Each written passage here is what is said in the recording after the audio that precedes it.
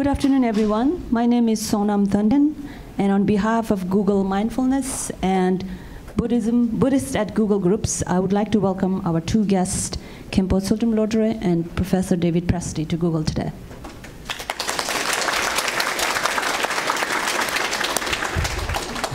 Khenpo Tsultrim Lodro, or Khenchen Rinpoche, has emerged as one of the most prominent Tibetan Buddhist scholars living today.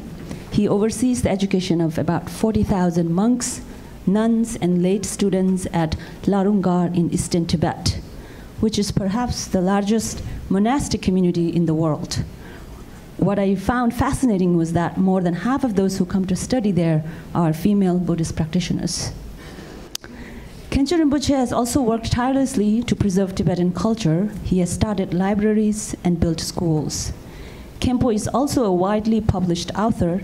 His books range from commentaries on classic Buddhist philosophical texts to a book about inspiring advice to both monastic and lay audiences. I had the fortune of meeting Khenchen Rinpoche last year here at Google. At that time, we talked about developing Google Translate for the Tibetan language.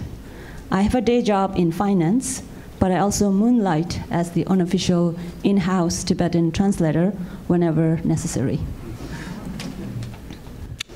One of the challenges that Google Translate is facing is the lack of high-quality data. I discovered that Khenpo has co-authored several Tibetan, Chinese, English dictionaries that primarily focuses on building a collection of modern Tibetan terms. This is the first dictionary of its kind. So when we met with Khenpo last year, he had promised to provide us data, and today he has done so. So we are very grateful. Thank you.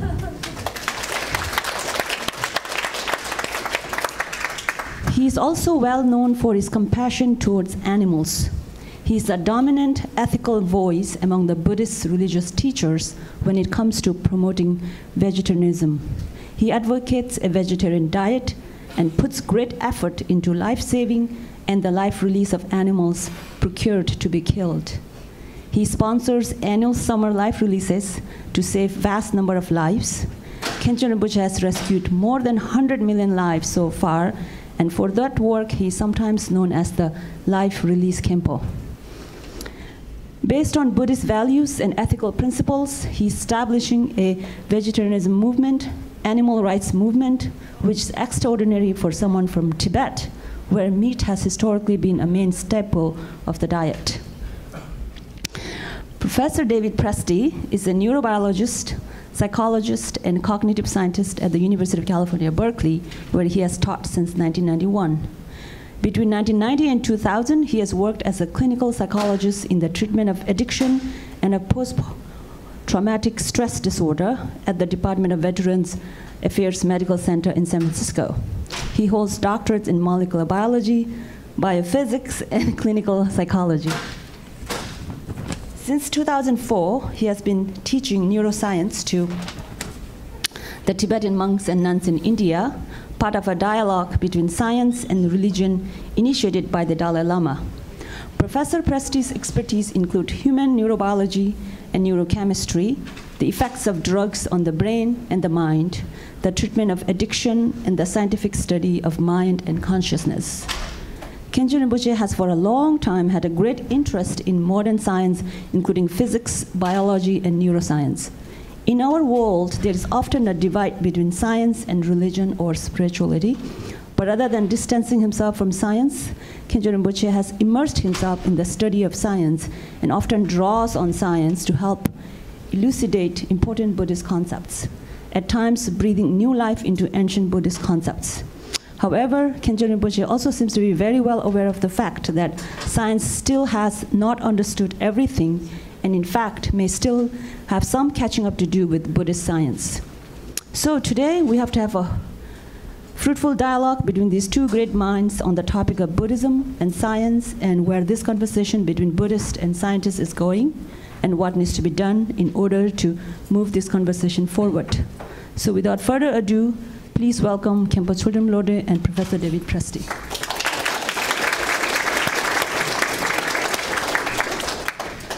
And I can't help but offer this traditional Tibetan welcome katas to both Professor Presti and Khenpo Tsultrim Lodro. Tashitale. Okay, so given the Chinese-speaking audience here, I would like to give an introduction or welcome speech for Tsultrim Rinpoche in Chinese. Tsultrim Lodro Khenpo Rinpoche 是当今世界上最了不起的高僧大德之一，具足佛菩萨一样的智慧和悲心。记得去年仁波切来到湾区，在斯坦福的教堂里做开示，我当时就有一个强烈的感觉，堪布仁波切来到美国，就像当年阿底峡尊者进入藏地一样。当年阿底峡尊者进入藏地的时候，其实印度和藏地都有很多高僧大德，还有了不起的成就者。但是唯有阿底峡尊者才能够把大乘佛法的根基，也就是菩提心以及修行的次第，真正在藏地建立起来。同样呢，我们看到，不管看仁波切到哪里，都是把菩提心放在最重要的地位，反反复复的强调。所以呢，我这里也祈愿，凭借着堪布仁波切的智慧、悲心以及加持力，还有弟子们的信心，佛法的根基也能在西方扎扎实实的建立起来。最后，祝愿堪仁波切健康长寿，法轮常转，佛行事业广大，一切有情获得解脱。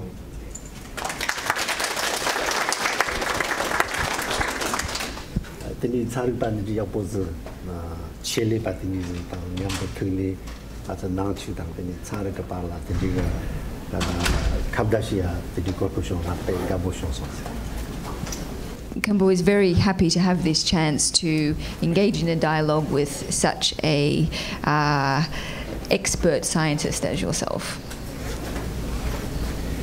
And I too am greatly honored to engage in this dialogue with a scholar such as yourself who also has a very strong interest in science and to making connections between the Buddhist tradition and the worldview and tradition of science.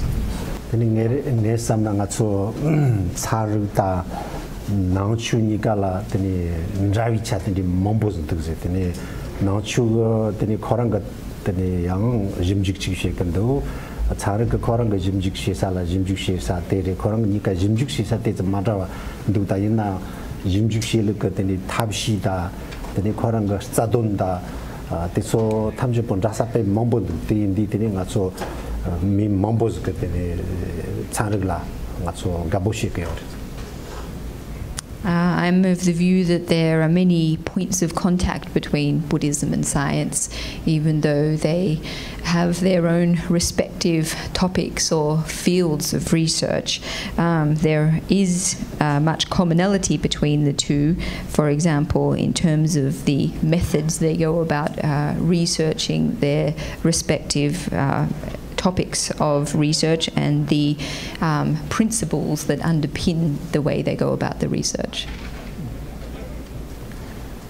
That also is my impression, and I feel that this conversation that has been happening in various different ways between Buddhism and science over the last several decades, I mean, it may go back even further, more than 100 years, but more robustly over the last several decades, has been a very healthy thing for introducing some innovative new ideas in science, and I hope a healthy thing also for Buddhism.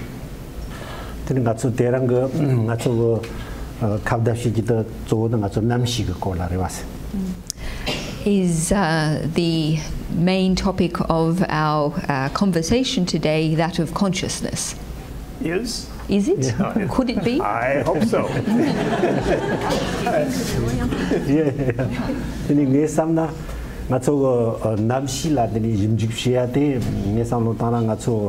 mula jimjik shiparesi namshila jimjik shipate ngacho mula jimjik shiparesi tendi namshila jimjik shipate khorang jimjik shi tang gandi na thapsi gandi na ja ngisamna te chulugu tondang jangwas mari samgdu kesamna gandi samdu.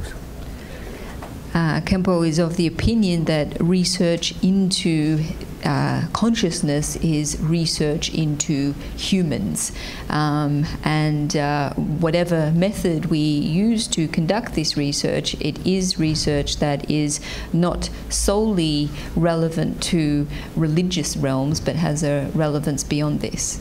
I absolutely agree with that. I feel like investigations of consciousness are perhaps the most interesting question in all of science. There are many interesting questions, and because really consciousness is about who we are as humans and how we experience our connection with the rest of reality. And what could be more important and more interesting than that, than to try to better understand who we are and how we're connected with what we think reality is. 자르바 나라 미카시스 그제나 되니 가서 남시제야데 고음ben득지데 요 말이 요요 말이 고음ben득되니 가서 충족 그만이 파라 유자나 되니 죽근득제니 되니 삼근득데 결한가 간이 삼근득. Khenpo was heard that some scientists disregard the idea of consciousness and have even said that it's not necessary to have this word in the dictionary. What would your thoughts on this be? That's a pretty extreme perspective. The truth is that all we know, everything that we experience, is by way of our awareness, is by way of our capacity to have what we're calling consciousness here, have a connection with what we're calling consciousness. So it really is all that we know. And anything that we conclude about the world is coming through this vehicle of our consciousness. So to dismiss it is not really a very tenable position, although it can often be dismissed as being something that is beyond our capacity to effectively study scientifically, that it's hard to design experiments that will really give us useful information on what consciousness is and where it comes from. And so therefore it's perhaps better to work on other things that may be more directly leading to some kind of new innovation or new measurable phenomena in nature or something like that. Tene ngaso tata ngaso namshila tene deshi japine kamna ngaso lapa tata tene deshi jap ko ngaso lapa ngurchu din zene tene deshi jap ko yo je rete ina ngetana tene korang ngaso tene lapa chipo deshi japna pena namshi ko tola yang deshi jap mathav sa tene mambo yo sare pena nge tendi zirung song zete kyang te tatang kan yo pena ngaso shiwa chungchung so tene korang kan depa korang dosa tini lamka dosa te laba gana la te korang jamba ti jiksa yorwa tini jamba jiksa ti mar mebashi ni tini korang chorta shini korang ngama gan dosa ti nang la te pandro chundro ti nang la tini kapsa mi kung zega o tinji gana la ro shita ne kamna te korang ngama ga tini jamba jiksa laba ti mar jav jagna yo 다른 건조 신도제 메티리즘 동송 때 결합하다는 간지 때 양당바제다 말이지. Khenpo is started off by saying that currently among scientists the mind or consciousness is considered to exist in the brain or as a function of the brain, that consciousness or mind is explained as a brain process. But he's heard of an experiment where mice, laboratory mice, whose the memory component of their brain was removed. So previously they had been trained to find their way around a maze, and then the memory component of their brain was removed, and yet they still knew how to find their way around without having this component of their brain there. How would you, what would you think about this experiment? Have you heard of it?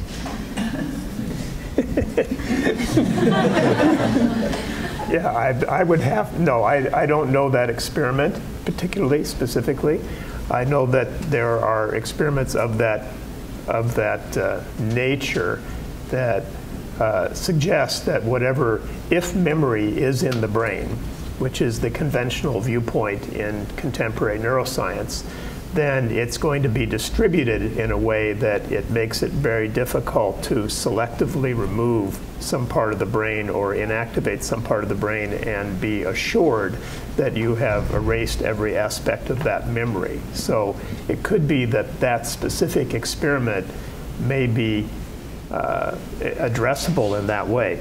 However, that being said, the question about where does mind come from, and how do mind and consciousness relate to brain physiology is a deeply mysterious thing.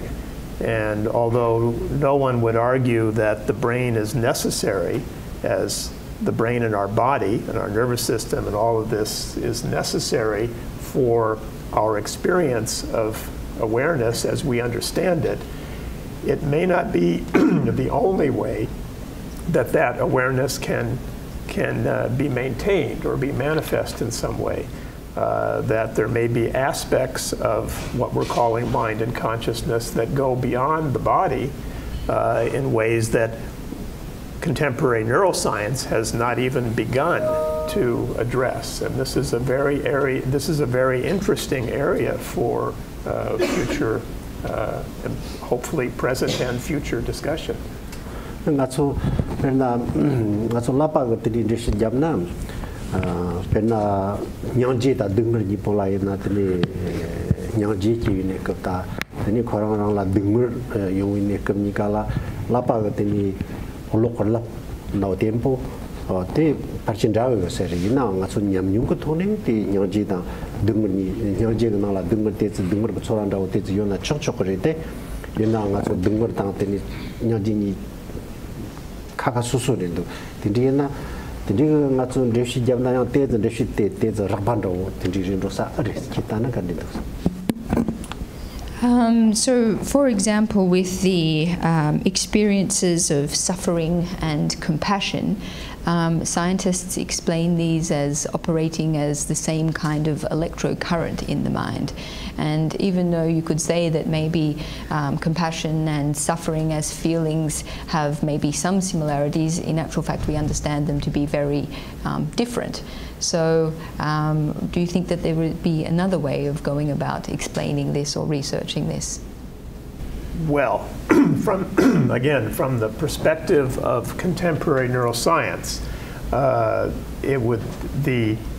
the framework for which we currently have to understand experiential phenomena like compassion and suffering is by way of physiological processes in our body and in our brain.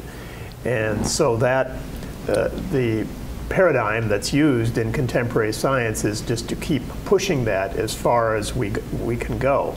And at this point, what's known about things, what's known about the neuroscience, the underlying physiological processes of emotions like suffering and compassion, is very limited. And so everybody thinks we're only at the beginning of being able to better understand what's going on inside the brain and inside the body when these things happen.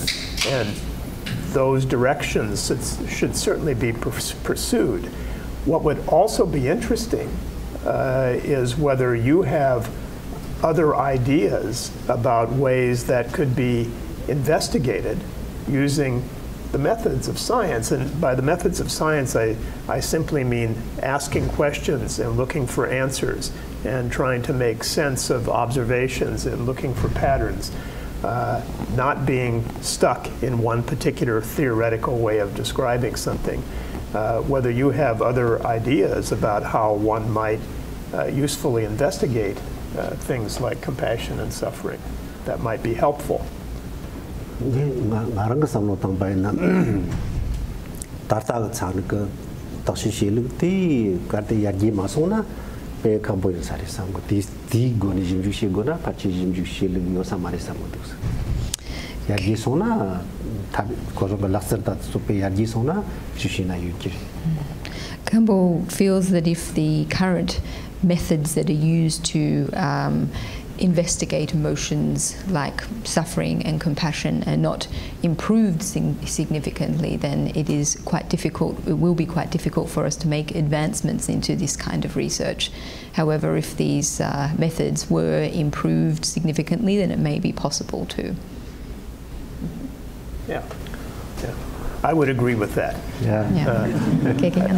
What really interests me very much about the conversation that we're having and the larger conversation between science and Buddhism is ways that I feel like the most interesting thing for science is when we are forced to completely shift our paradigm in some way, our worldview, because of what we're observing. And this really has happened only a very small number of times over the entire history of science. Like, you know, when people like Copernicus realized it's better to think of the Earth as not the center of the universe, that other things are configuring in a way that puts the Earth in the periphery somewhere. That led to a whole new revolution in science. And Einstein's ideas about relativity and quantum physics and evolution, these were big changes in the way that people thought about reality. And I'm thinking that we may be on the verge of similar big changes in the way of thinking about mind and consciousness, and that this conversation that is happening can bring in some really new ideas into the study of mind and consciousness that have not really been part of science as we've done it so far. And I'm wondering what you think of that.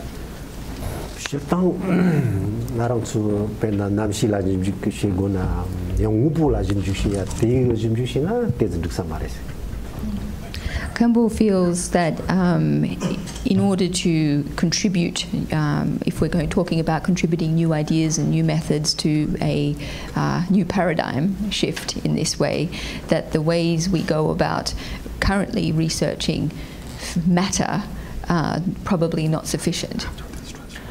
Material matter. Yeah. Tani bena ngaco tani zugina tani ngaco mukatana njukundukta ina tani jaina yang ngaco mukatatam kumad ngaco la nawa gundux.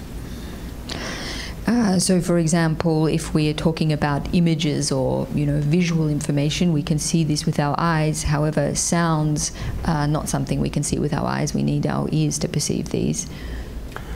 Shadangoni te nyota machine pe le laborezite sem la jimjushina korang la jimjushina te yashute te re jambazkashiguna pe kambondus. Khenpo feels that actually we don't need to make things so complicated if we're talking about understanding the mind. Probably using the mind to understand itself is the best way.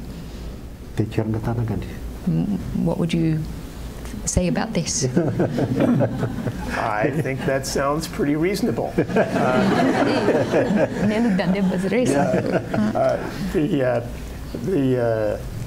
kind of place that science is at is that we have a set of methodologies and a paradigm that nobody can argue with. It works really well.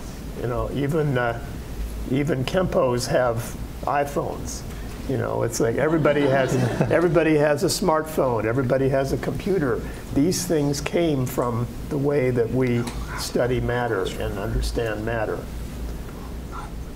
So, but is that enough to get us to the next level of insight about the nature of mind?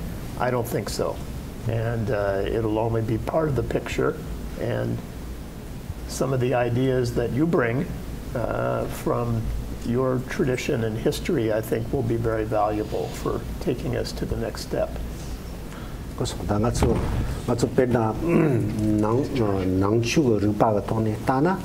Tani tata tani ta tsarg ba tani namshila tani java japsar di toni jimjikshine te montani manje ti toni jona yargi chimbo yong to sabares tani korang tani gartsam jina thupodian te ngaso samna namyo yo sabares samgus pena acho di mukhum rupa tola sarji garon janji tani gerwa shong se ge min chi de yore tani kengur ba thola yore ya sem kur ba thola chi ji mun du se te koran so za wi ma ji ge thong nin rolik te nord sam go yore se nga so sam na.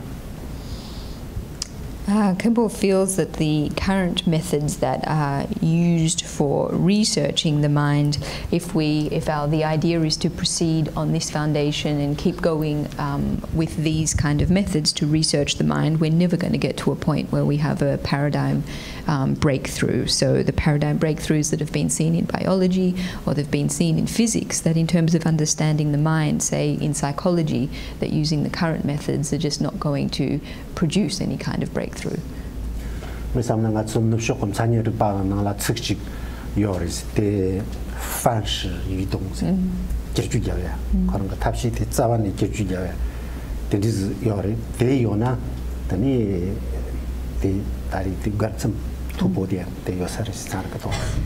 Khenpo just agreed with what you said before, that essentially what we need is a complete paradigm shift in our approach to this in order to make a breakthrough about or in regards to researching and understanding the mind. Google, being a place full of very inquisitive minds, certainly has a lot of opportunities for questions from the audience. And so to prepare for your talk, we've asked Google at large, all around the world, to submit questions. And we will also take some live questions from the audience as well. But as inquiring minds want to know, I thought maybe we could take this opportunity to move into this format. So the first question that we have here is, can artificial intelligence ever achieve sentience? If consciousness can enter a body, why not a machine? Well,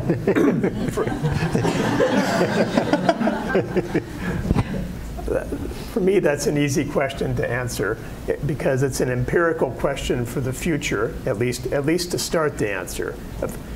You can back off for a minute and say, we can never know anything about consciousness except for our own consciousness at some level. That the only thing I'm absolutely sure of is that I'm conscious, and the only thing you're sure of, perhaps, is you're conscious. And however, if we're willing to take for granted that maybe we can share a belief that we all have some kind of consciousness, then whether a machine can become conscious is a question for the future. Certainly, AI will continue to be more and more elaborated. We will certainly continue to have endlessly more intelligent machines. Whether they will ever develop any kind of awareness, if I had to bet one way or the other at this point, I would say no, because biology, I believe, is way more complicated than anything we're likely to build in even the distant future. I think a lot of questions about the likelihood of sentience in constructed systems underestimate the complexity of biology. Biology has been evolving on Earth for billions of years. Nervous systems and brains have been developing for hundreds of millions of years. The level of complexity inside a single cell is beyond our capacity to even grasp, let alone describe at this point. And so the idea that we're going to somehow map every cell in the brain and build a silicon replica of that, and it's going to have the capacity to upload consciousness into it and anything like that, it just ain't going to happen anytime soon, and maybe never. But it's an interesting empirical question, and we will continue to pursue that avenue, certainly. And so I'm excited to see where it takes us just in the next few decades, let alone thousands of years from now, if we continue to do this.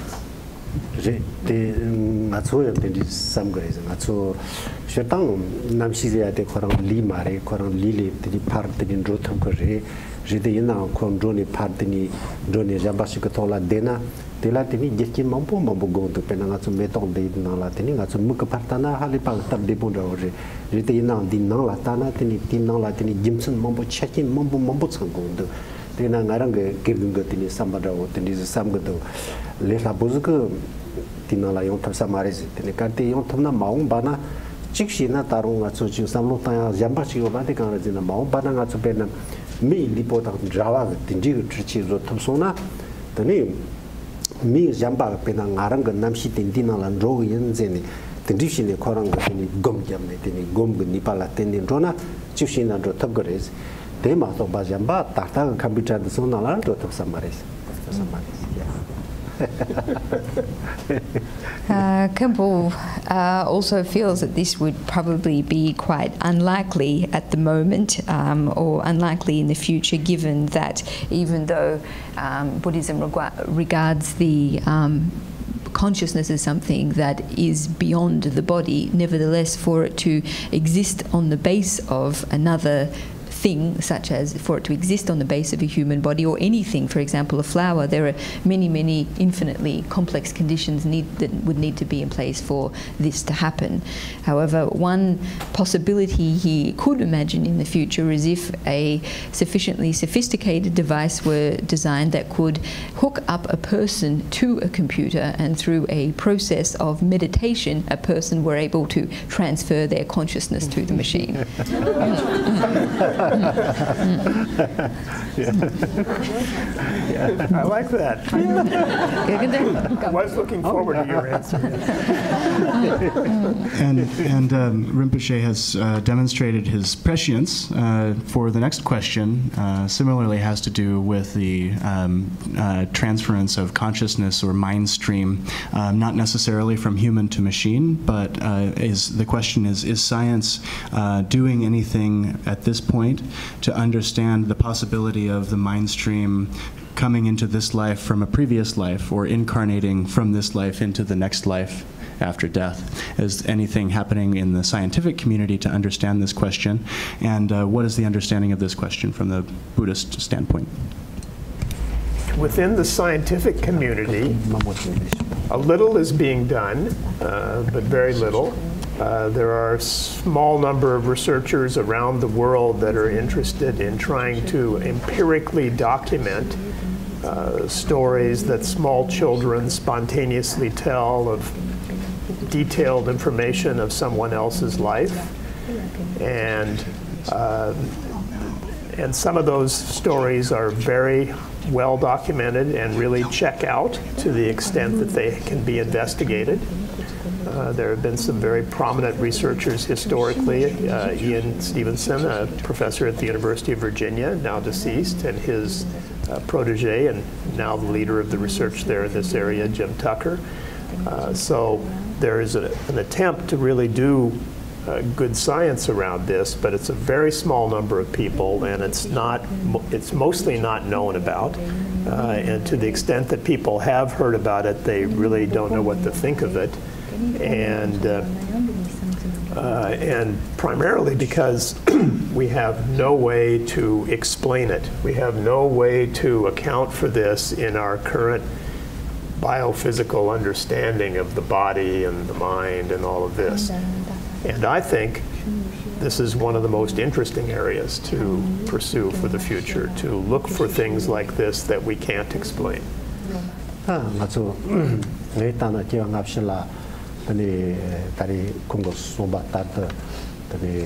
Virginia Lodro paid Haliba and Jimji Poshin to sit in Naranzo, Maranga Pola, and the Jimji Kajishin Yons, and the entities of some Chibaran to sit, Puchung Chung Chung Chung, he becomes the Nikoranga, Penaloni that the becomes the Jamba Jimson, Jamba Chichimene, Koranga Namalu Poshaya Data. The Nikale Kale Archini Lu Dunda Lu Diak Giniti, Samakale, Jindro and other.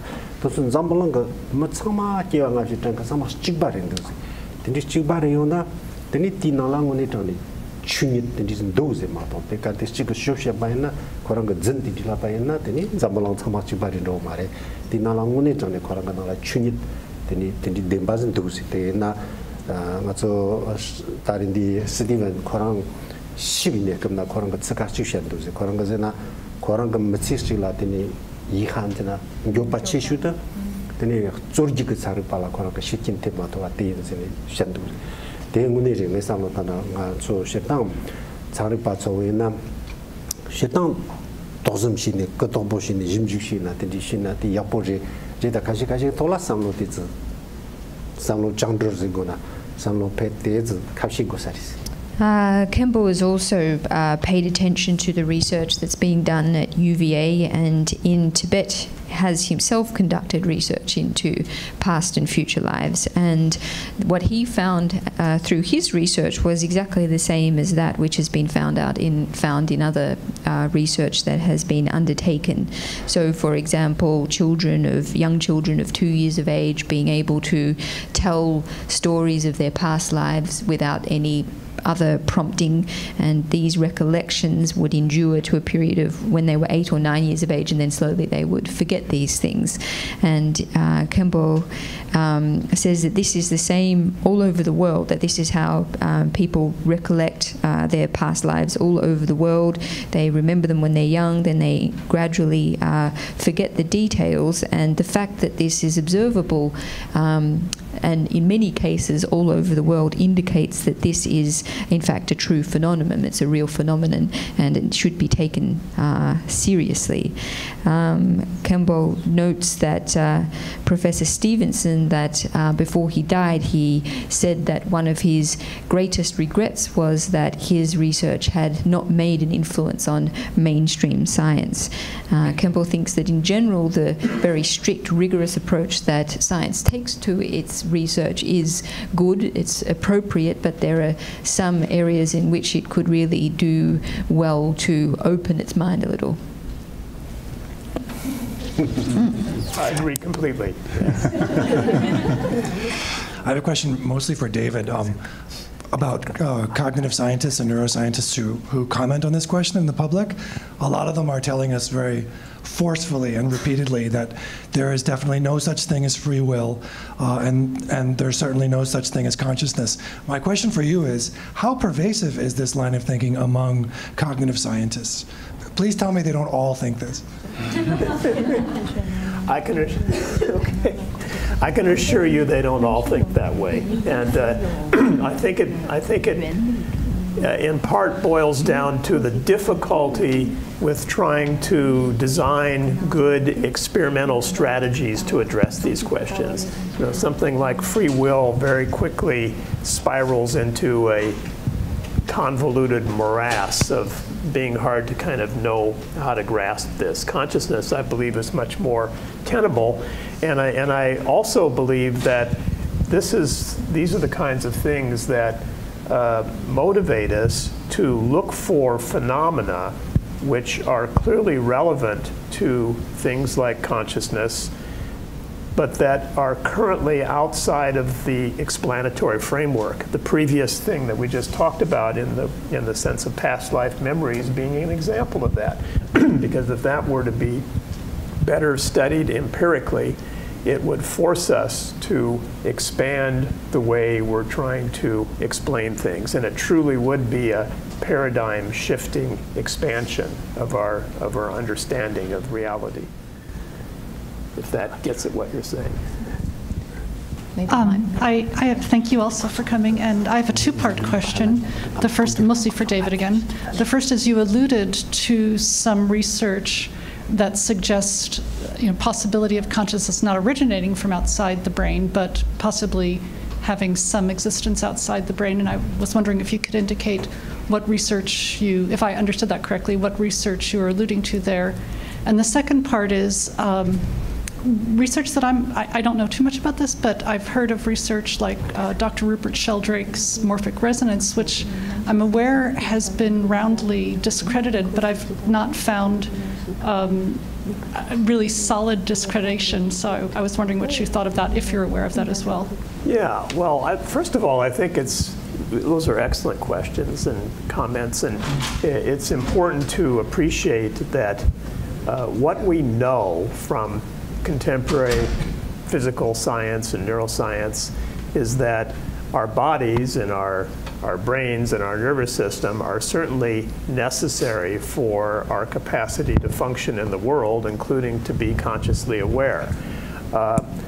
and that whether that's the whole story is completely unknown. It's an assumption. It's only an assumption that it is the whole story.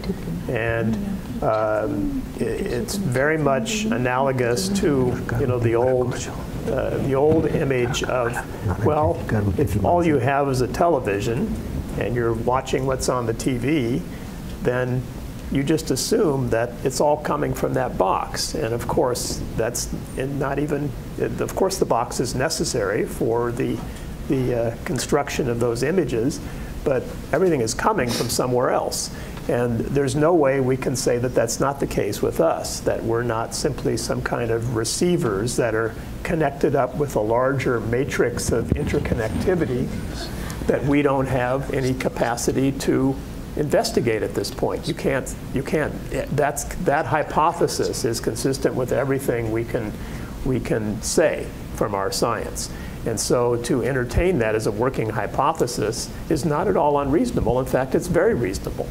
And that is what really underlies things like morphic resonance and stuff like that, that there's some kind of profound interconnectivity that is linking things together in ways that we just don't have a grasp of yet. So I'm completely open to that.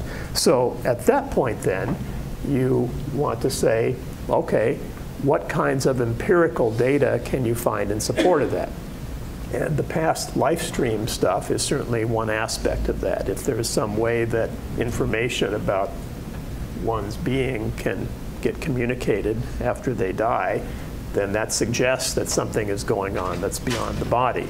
Other kinds of phenomena that suggest some kind of interconnection between people over distances or time spaces that wouldn't normally be explicable. There's plenty of evidence that things like that happen, but it's not taken seriously by mainstream science. So those are things that I feel push us in the direction of needing to at least look at some kind of expanded way of describing things. I mean, I'm the first to admit I have no idea really what's going on. I just the only thing that I know is that we have a paradigm that works really well. It gives us, the internet and smartphones and all of that, but is it the whole story? Well, I doubt it. It's never been the case that our scientific way of describing things at some moment in time is somehow the whole story. I guess that's a lot to translate. Sorry about that.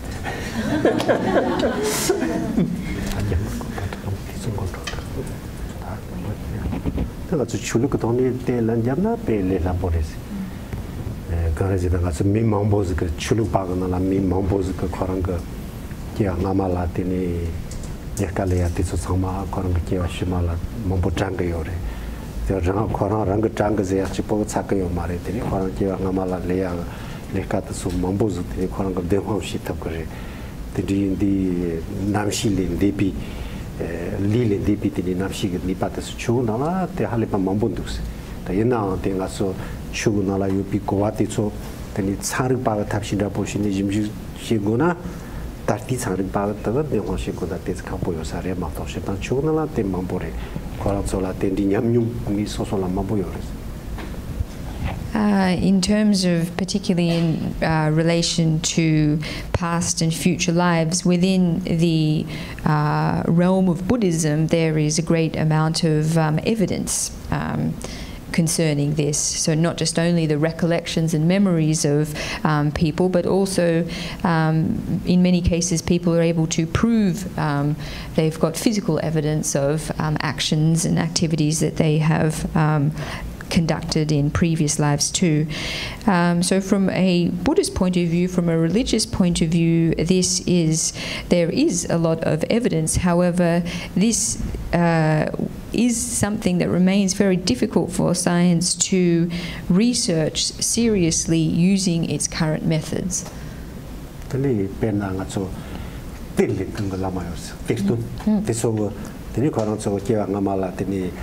Terti so kana yona tini korang kejewa shima tini len ti len je rakyo se ngatu mi jamba rakamare korang so len ger tini len ni tini te so ko so yi ga tola pap tini go mambo zu shini kewa nga shidam dra yo kan le ka mambo le yore. So, for example, in Tibetan Buddhism, in the case of treasure revealers who discover treasures that were planted in previous lives, this is precisely the kind of activity that involves treasure revealers tapping into knowledge from previous lives. So this is one type of evidence that is regarded as valid from a religious point of view. nga karti tiang ngapshi ga tini jimjikte chamaga yakboz jimjikshini yakboz hakko sona tini tinala tini lipolin depi napshi ga shili mamboz tinala jimjikshi gi hore. Khenpo feels that if the existence of past and future lives was able to be understood and therefore able to be accepted, that this would open up a great scope for doing further research into other aspects or other aspects of the mind existing beyond the body.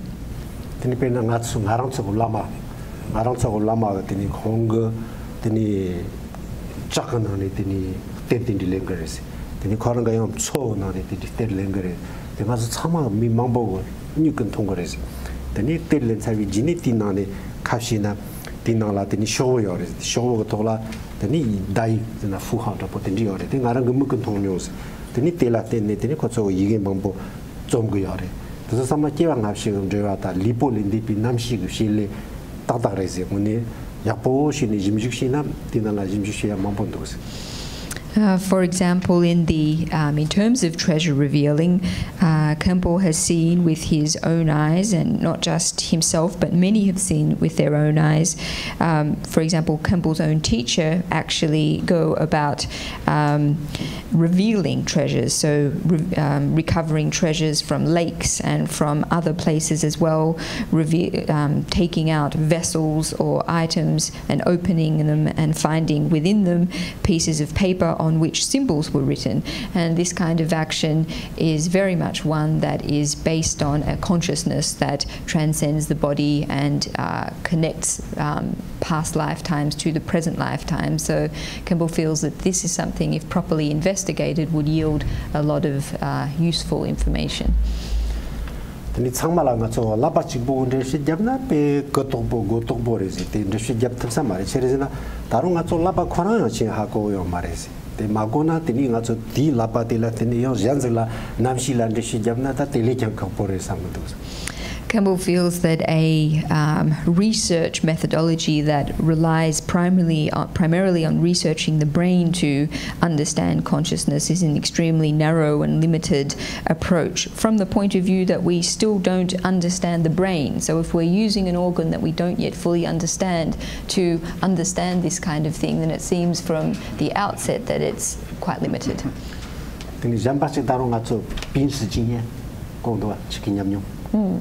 Tini tela karizendo te inji oya tini te napshogla mambo yung de ne tindi makashila jimjikshi yung ngara tindi makashila tungyosi tini te sola samlo tana khosala nguni khosago namshi te tini lili pat tini ndrondu tini lili par ndro lidang kaptar de par ndrondu ndroni yang ser yung de lidang kaptar chawi jini tini khorang so yang xiao mambo nipa mambo sheken de te zengzeng mares te mambo tindi.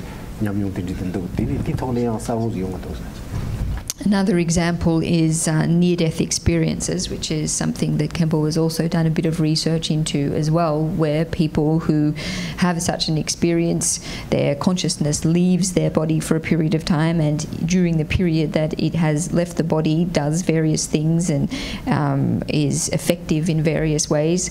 This is something that there is quite clear, or there's a lot of evidence for, and that is possible to understand quite clearly. Do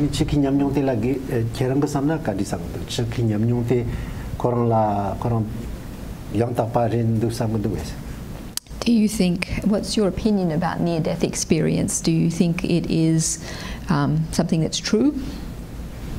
Yes, and I also believe that that is one of the other very powerful places where we can investigate empirically things that are happening with consciousness that are currently not explicable. If it can be empirically verified by what people are saying, that their awareness has left their body for a period of time and experienced this or that and then comes back, and then that's empirically verified. And there are people who are attempting to do that. Again, a very small number, and it's good science.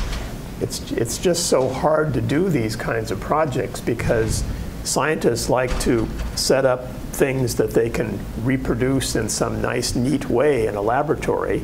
You can't do that with a near-death experience. You know, they're very, you know, they have their own agenda. I just want to say that I'm very optimistic about the future of this encounter between these traditions and where this might lead for expanded ways of appreciating the interconnectivity of all beings.